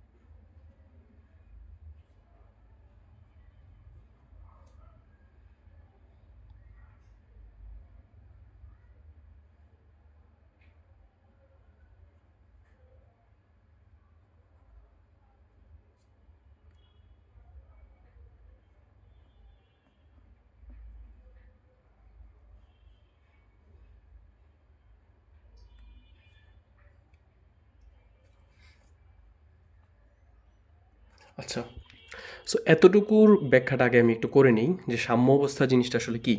যে কোনো একটা বিক্রিয়া, ধরো ওই যে এই বিক্রিয়াটা দিয়ে বোঝায় যেহেতু এখানে আছে। বিক্রিয়াটার দেখো হচ্ছে এইখানে দুইটা অংশ আছে, একটা হচ্ছে বিক্রিয়ক আর এই অংশটা কি উৎপাদ। একটা বিক্রিয়ার দুইটা অংশ, এটা হচ্ছে বিক্রিয়ক, এটা কি উৎপাদ। যেহেতু এটা উভয়মুখী বিক্রিয়া, সো এই দিক থেকে এই দিকে মানে হচ্ছে বিক্রিয়ক থেকে উৎপাদ, ঠিক আছে? বিক্রিয়ক থেকে উৎপাদ এটাকে বলবো হচ্ছে সম্মুখমুখী। মনে আছে পড়াইছিলাম যে মামুন থেকে লায়লা, মামুন যোগ লায়লা সমান সমান কি বিক্রিয়ক, উৎপাদ উৎপন্ন হয় কি অপবায় আর হচ্ছে দেলে বাই, সো উৎপাদ। সো এইখানে এই যে এটা হচ্ছে বিক্রিয়ক, এটা কি উৎপাদ। সো এমন হলে কি সম্মুখমুখী বিক্রিয়া। আর এইটা থেকে যদি এটা উৎপন্ন হয় উৎপাদ থেকে বিক্রিয়া, তাহলে হচ্ছে পশ্চাৎমুখী বিক্রিয়া। তো সাম্য অবস্থা এমন একটা অবস্থা যেখানে মানে সম্মুখমুখী বিক্রিয়ার হার যতটুকু, পশ্চাৎমুখী বিক্রিয়ার হার কি, শব্দটা মনে রাখো যে অনেকে লেখবা হচ্ছে যদি কোনো বিক্রিয়া সম্মুখমুখী বিক্রিয়া এবং পশ্চাৎমুখী বিক্রিয়া সমান হয়। সম্মুখমুখী না, পশ্চাৎমুখী না, সম্মুখমুখী বিক্রিয়ার হার, হার শব্দটা লিখতে হবে। সম্মুখমুখী বিক্রিয়ার হার এবং পশ্চাৎমুখী বিক্রিয়ার হার সমান হয়, তবে তাকে কি বলা হয়? সাম্য অবস্থা বলা হয়, ঠিক আছে? সাম্য অবস্থা মানে এটা না যে এই পাশে যতটুকু আছে এই পাশে ঠিক ততটুকুই থাকবে, মানে পরিমাণ ধর এই পাশে 5 কেজি আছে এই পাশেও 5 কেজি থাকবে, ব্যাপারটা কিন্তু এমন না, ঠিক আছে? অনেকে আসলে এইভাবে বুঝায়, বাট বিষয়টা এমন না যে এই পাশে 5 কেজি আছে, যতক্ষণ পর্যন্ত এই পাশে 5 কেজি না হয় অতক্ষণ পর্যন্ত বিক্রিয়াটা হচ্ছে সাম্য অবস্থায় নাই। বিষয়টা কিন্তু এমন না। বিষয়টা হচ্ছে এই পাশের এটা থেকে এটা উৎপন্ন হওয়ার হার যতটুকু, এটা থেকে আবার এটা উৎপন্ন হওয়ার হার কি ঠিক এতটুকু। এখন বলবো যে স্যার এই জিনিসটা আসলে বুঝি নাই। তো তোমাদেরকে একটু যদি বিষয়টা মানে ডিটেলসে বুঝাই, তাহলে দেখো ধরো তোমার হচ্ছে তুমি যদি একটা বিক্রিয়া বলি যে ধরো হচ্ছে হাইড্রোজেন, ঠিক আছে? হ্যাঁ হাইড্রোজেন আর হচ্ছে আয়োডিন বিক্রিয়া করে হচ্ছে হইল হাইড্রোজেন আয়োডাইড, ঠিক আছে? এটা হচ্ছে হইল, বুঝো কিন্তু বিষয়টা। তো এইটা হচ্ছে কি, এইটুক কি বিক্রিয়ক, এইটুক কি উৎপাদ। দেখছো এই জিনিসগুলো তোমাদের জন্য এখন অনেক ইজি হয়ে গেছে। এটা হচ্ছে বিক্রিয়ক, এটা হচ্ছে উৎপাদ। এখন ধরো ধরো এইখান থেকে, ঠিক আছে, এটা বোঝার আগে, এটা আসলে মানে বিক্রিয়ার হার জিনিসটা বোঝার আগে তোমাদেরকে একটা জিনিস বোঝাই। ধরো এইখানে একটা পাতিল আছে, একটা একটা একটা একটা হচ্ছে পাতিল আছে, ঠিক আছে, আবার এইখানে আরেকটা পাতিল আছে। তোমরা অনেকে সাম্যাবস্থা বলতে এতদিন বুঝতা যে হচ্ছে এই পাতিলে যতটুকু, এই পাতিলে ততটুকু, এই পাতিলে 5 কেজি থাকলে এই পাতিলে 5 কেজি যতক্ষণ পর্যন্ত না হয় অতক্ষণ পর্যন্ত হচ্ছে সাম্যাবস্থা যায় না। বিষয়টা এমন না। আমি যদি বলি ধরো এই পাতিলের মধ্যে হচ্ছে সমান হইলে তো ভালো, সমান যদি হয় তখনও সাম্যাবস্থা হইতে পারে, সমস্যা নেই, কিন্তু সমান না হইলেও কি সাম্যাবস্থা হয়? সো এইটা হচ্ছে কথা। সো আমি যদি বলি এখানে ধরো হচ্ছে সমান না দিয়েই দেখাই, তো ধরো এখানে হচ্ছে 5 কেজি পানি আছে, উদাহরণস্বরূপ 5 কেজি পানি আছে। এইখানে হচ্ছে ধরো 7 কেজি আছে। এরা কি সাম্য অবস্থায় থাকতে পারবে না? অবশ্যই থাকতে পারবে। একটা পাইপ দিলাম, ঠিক আছে, এই পাইপের নাম দিলাম হচ্ছে পাইপ 1। কি দিলাম? পাইপ 1 দিলাম, পাইপ 1। এটা হচ্ছে পাইপ 1, P1 দিয়ে বুঝলাম হচ্ছে পাইপ 1। তো পাইপ 1 দিয়া 1 সেকেন্ডে, কয় সেকেন্ড বললাম? 1 সেকেন্ডে, 1 সেকেন্ডে, 1 সেকেন্ডে ধরো হচ্ছে কতটুকু? 200 গ্রাম পানি গেল, 200 গ্রাম পানি গেল। তো 1 সেকেন্ডে এই পাইপ দিয়া এইখান থেকে এইখানে কতটুকু পানি যায়? তোমার হচ্ছে 200 গ্রাম পানি যায়। সো এটাকে যে এই জিনিসটাকে তুমি এই পাশে বিক্রিয়ক ধরো, এটাকে বিক্রিয়ক ধরো, যেহেতু এই পাশে আছে বিক্রিয়ক, আর এটাকে কি ধরো? উৎপাদ। উৎপাদ, এই পাশটাকে উৎপাদ ধরো। সো এই পাইপ দিয়ে এইখান থেকে এইখানে যায়, তাহলে এটা কি সম্মুখমুখী হলো নাকি পশ্চাৎমুখী? বিক্রিয়ক থেকে উৎপাদ সম্মুখমুখী হইলো, ঠিক আছে, কি হলো? সম্মুখমুখী হলো। 1 সেকেন্ডে কতটুকু পানি যায় এটা থেকে এটায়, এটা থেকে এটায় কতটুকু যায়? 200 গ্রাম। একই সাথে, একই সাথে ধরো এটা হচ্ছে পাইপ 2, নিচে দিয়ে আর একটা পাইপ লাগাই দিলা, এটা হচ্ছে পাইপ 2। এই পাইপ দিয়েও 1 সেকেন্ডে হচ্ছে 200 গ্রাম, 200 গ্রাম। এটার ডিরেকশন হচ্ছে এই দিকে না, এই দিকে, এটার ডিরেকশন হচ্ছে এই দিকে। 200 গ্রাম পানি এইখান থেকে এইখানে আসে, বুঝছো? যে পাইপ 2 দিয়া 200 গ্রাম পানি এইখান থেকে এইখানে আসে 1 সেকেন্ডে আইসা পড়ে। তার মানে কি হইলো জিনিসটা? যে এরে 200 গ্রাম 1 সেকেন্ডে দিছে, এটা আবার 200 গ্রাম এখানে আইসা পড়ছে। তাহলে আলটিমেটলি কি কোনো হচ্ছে কি পানির সংখ্যা বাড়তেছে নাকি স্থির আছে? মানে দেখো ভিতরে ভিতরে কিন্তু পানি এক্সচেঞ্জ হইতেছে, কিন্তু বাইরে থেকে দেখলে মনে কি হবে? স্থির হবে। অনেকটা জানো কি, ভিক্ষুকরে তুমি হচ্ছে 10 টাকা দিছো ডান হাত দিয়া বাম হাত দিয়া, ওর আরেক ইয়ে থেকে 10 টাকা উঠাই নিছো। সো জিনিসটা হচ্ছে এমন হয়েছে। সো আলটিমেটলি তার টাকার পরিমাণটা কি পরিবর্তন হয় না। সো এই জিনিসটাকে হচ্ছে বলা হয় বিক্রিয়ার হার। মানে 1 সেকেন্ডে যতটুকু বিক্রিয়ক থেকে উৎপাদে পরিণত হয়, 1 সেকেন্ডে যতটুকু বিক্রিয়ক থেকে উৎপাদে উৎপন্ন হয়, এটাকে বলা হয়েছে বিক্রিয়ার হার। সো সম্মুখমুখী বিক্রিয়ার হার যত, দেখো পশ্চাৎমুখী বিক্রিয়ার হার কি ঠিক ততই। দেখো সামনে 1 সেকেন্ডে সম্মুখমুখী যতটুকু 200 গ্রাম, পশ্চাৎমুখীও কত 200 গ্রাম। সো তখন আমরা বলবো সেটাকে সাম্য অবস্থা। বুঝতে পারছো? সো এত ডিটেলসে তোমাদের আসে না, বাট আমি হচ্ছে ইন্টারমিডিয়েটে উঠলে 100% শিওর লাগবে এই কনসেপ্টটা, ঠিক আছে? সো তোমাদেরকে একটু আমি ভালোভাবে বুঝাই দিলাম। তাহলে তোমার একটা মানে সাম্য অবস্থা হইতে গেলে, সাম্য অবস্থা হইতে গেলে সমান হওয়াটা নট নেসেসারি, সমান হওয়াটার প্রয়োজন নাই। সমান হয়ে গেলে তো হয়ে গেল কাকতালীয়ভাবে, যদি হয় সমস্যা নাই, কিন্তু যেটা হইতে হবে সমান হইলেও কি সাম্য অবস্থা না হইতে পারে। তোমার যেটা দরকার সেটা হচ্ছে বিক্রিয়ার হার সমান হওয়া দরকার, ঠিক আছে?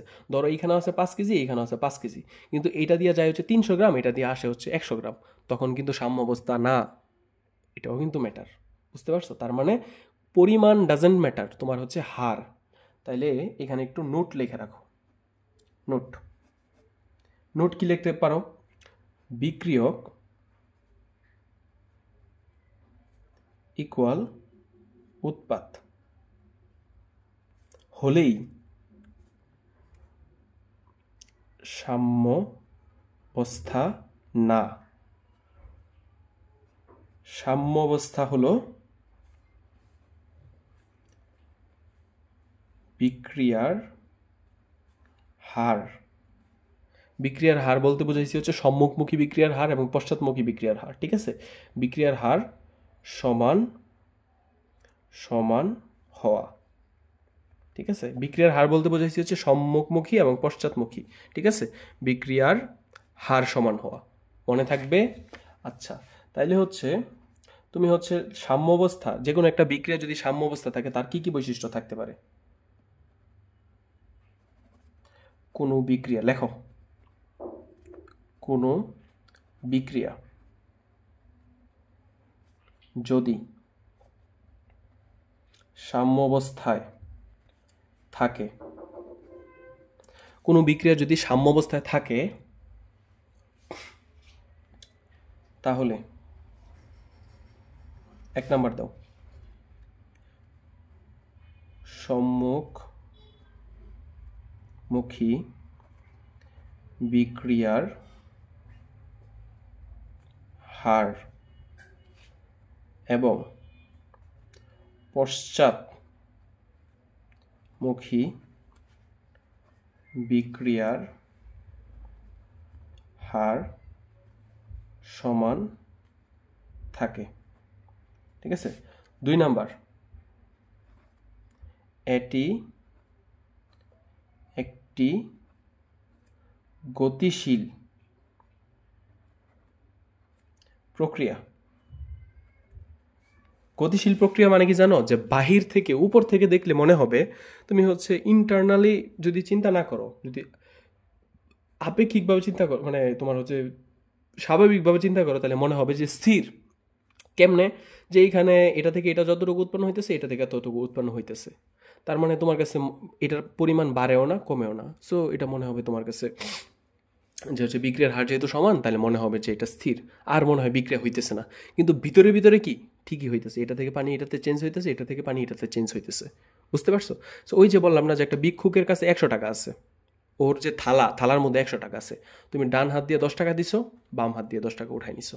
সো আলটিমেটলি কত টাকা থাকলো? 100 টাকাই। সো এইভাবে যদি করতে থাকো, সারাদিন করতে থাকো, আমি যদি এখন কোশ্চেন করি যে হচ্ছে ভিক্ষুকের থালার মধ্যে কয় টাকা আছে, বলবে 100 টাকা। সো মানে অন্য আরেকজন যে হচ্ছে মনে করো জিনিসটা দেখতেছে না, আরেক ও 5 মিনিট পর আবার কোশ্চেন করলো যে এই ভিক্ষুকের থালার মধ্যে কয় টাকা আছে, আমি বললাম যে 100 টাকা।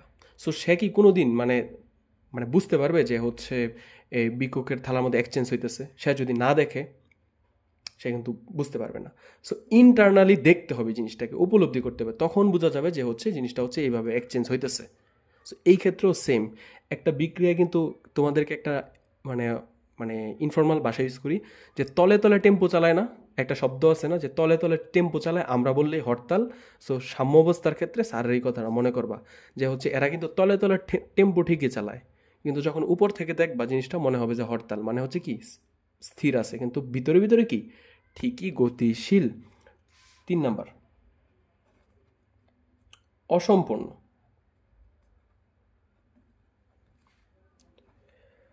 অসম্পূর্ণ অবস্থা, তাহলে পরীক্ষার মধ্যে যদি আসে সাম্য অবস্থা একটা অসম্পূর্ণ অবস্থা, মানে হচ্ছে অসম্পূর্ণ একটা অবস্থা জানো কি? যে হচ্ছে তোমাকে একটু জিনিসটা বুঝাই দিই, যে ধরো তোমার কাছে হচ্ছে একটা ঝালমুড়ি আছে, সরি কি বললাম, তোমার কাছে কয়েকটা মুড়ি আছে, আর তোমাকে একটু মশলা দিলাম।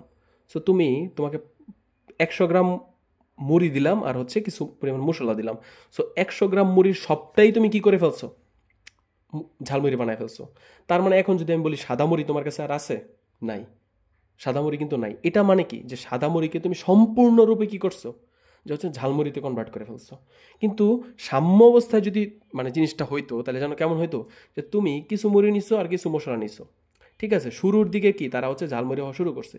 একটা পর্যায়ে কি মনে করো, একটা পর্যায়ে যাইয়া হচ্ছে দেখা গেছে যে কিছু পরিমাণ সাদা মুড়ি এখানে আছে, কিছু পরিমাণ মশলা এখানে আছে, এই পাশে কিছু পরিমাণ ঝালমুড়ি পাইছো।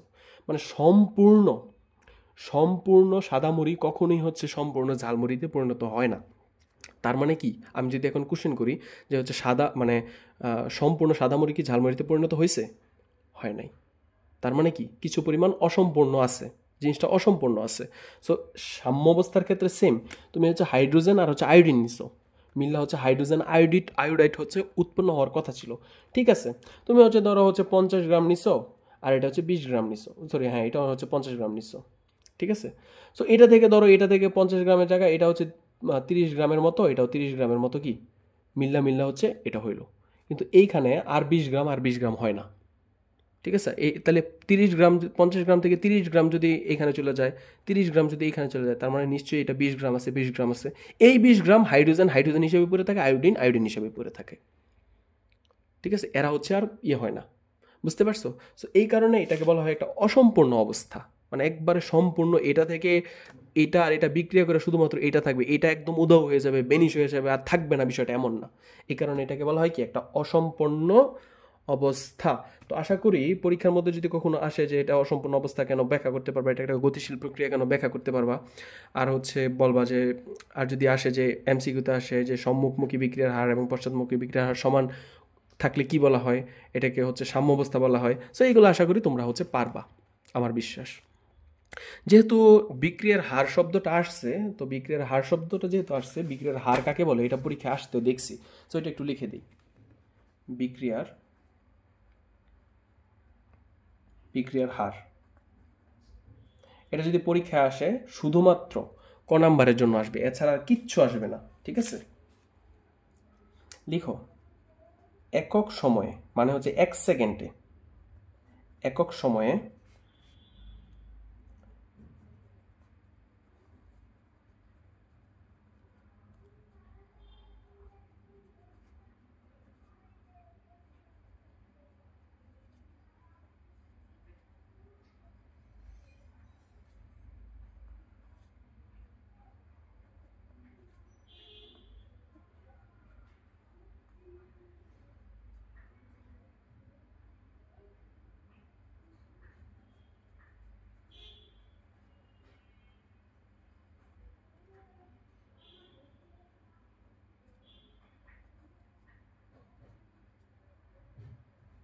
আচ্ছা, মানে হচ্ছে ওই যে ওই সময় বুঝাইছিলাম না যে 1 সেকেন্ডে হচ্ছে কতটুকু পানি পাস হয়।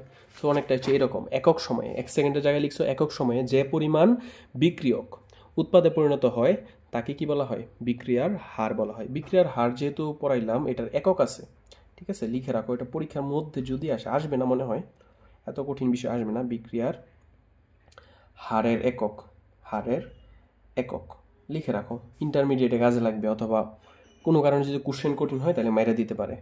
মোল, মোল পার লিটার পার সেকেন্ড, ঠিক আছে, মোল পার লিটার পার সেকেন্ড, ঠিক আছে, মোল পার লিটার পার সেকেন্ড। এটাকে মনে রাখো, চোখের দেখায় হচ্ছে মনে রাখো, আসলে এমসিকিউতে আসবে।